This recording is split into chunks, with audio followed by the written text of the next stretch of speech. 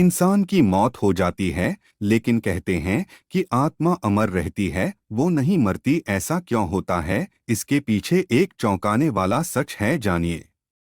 गरुड़ पुराण के अनुसार जिस मनुष्य की मृत्यु होने वाली होती है, वह बोलना चाहता है, लेकिन बोल नहीं पाता। अंत समय में उसकी सभी इंद्रियां, बोलने, सुनने आदि की शक्ति नष्ट हो जाती हैं और वह जड़ अवस्था में हो जाता है, यानी हिलडुल भी नहीं पाता।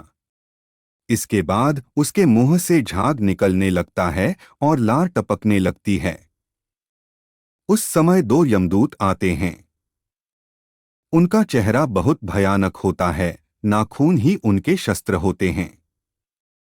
उनकी आंखें बड़ी बड़ी होती हैं। उनके हाथ में दंड रहता है। यमराज के दूतों को देखकर प्राणी भयभीत होकर मलमूत्र त्याग करने लग जाता है।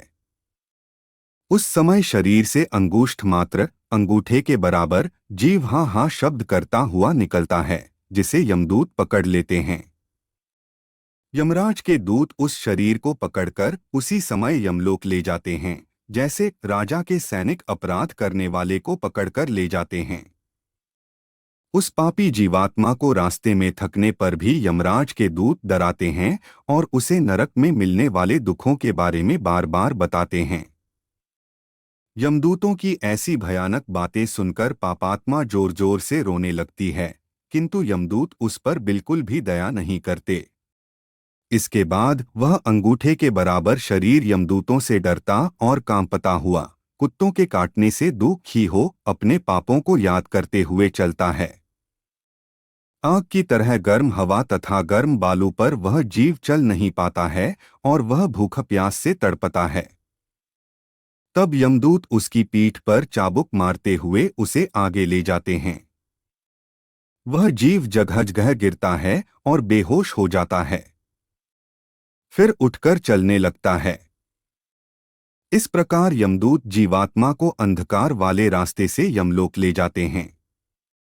गरुड़ पुराण के अनुसार यमलोक 99,000 योजन योजन वैदिक काल की लंबाई मापने की इकाई है।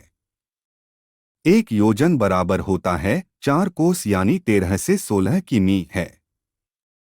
वहां यमदूत पापी जीव को थोड़ी ही देर में ले जाते हैं।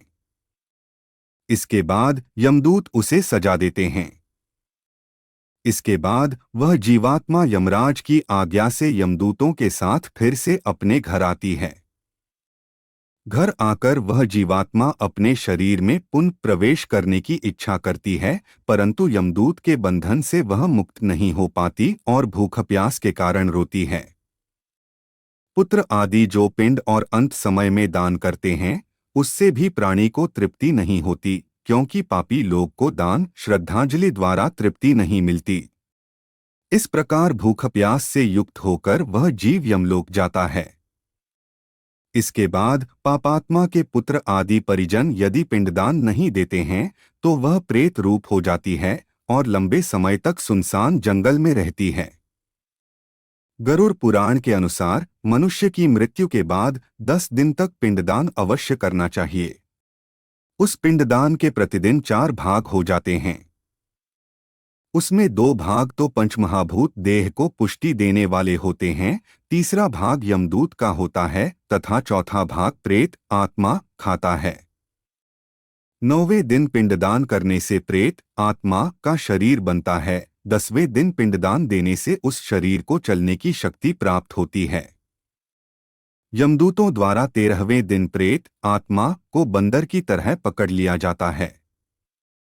इसके बाद वह प्रेत भूख प्यास से तड़पता हुआ यमलोक अकेला ही जाता है। यमलोक तक पहुंचने का रास्ता वैतरणी नदी को छोड़कर 86,000 योजन है। 47 दिन लगातार चलकर आत्मा यमलोक पहुंचती है। इस प्रकार मार्ग में 16 पुरियों को पार कर पापी जीव यमराज के घर जाता है। इन 16 पुरियों के नाम इस प्रकार हैं: सौम्य, सौर्यपुर, नगेंद्र भवन, गंधर्व, शैलागम, क्रौंच, क्रूरपुर, विचित्र भवन, बहवापाद, दुखद, नानाक्रंदपुर, सुतप्त भवन, रौद्र, पयोवर्षण, शीतढ़्य, बहुभीति। इन 16 पुरियों को पार करने के बाद आगे यमराज पुरी आती है। पापी प्राणी यम पाश में बंधे हुए मार्ग में हाहाकार करते हुए अपने घर को छोड़कर यमराजपुरी जाते हैं।